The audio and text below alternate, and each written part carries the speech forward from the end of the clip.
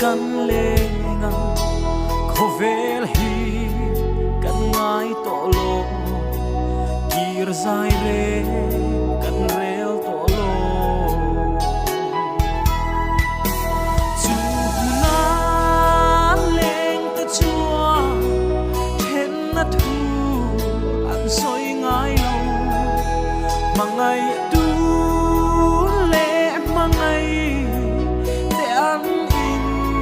to kho mangai na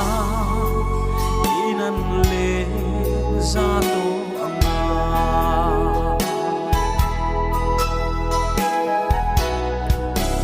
le khing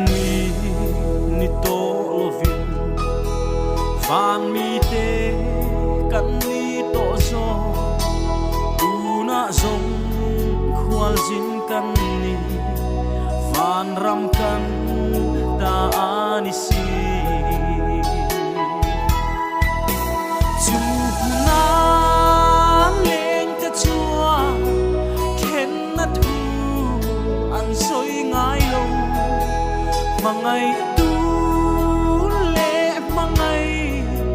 te ang in to kho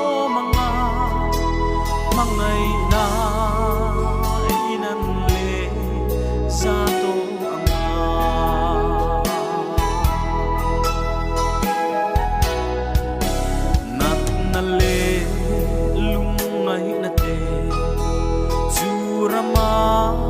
chuana lo thi na ten munan chang lo tra na re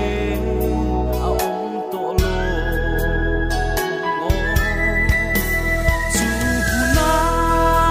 leng ta chua then na thu an soi ngai lo mangai tu le mangai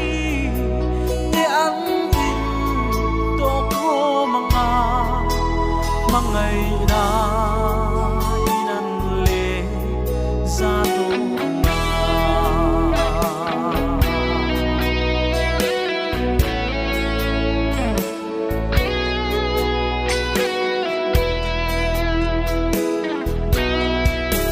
lal pa pen ka pu hun chua min tlan na thu ka hilang suta va kot her famin lalpa fa kin kazaya chu na leng ta chua khen na thu an soi ngai lo mangai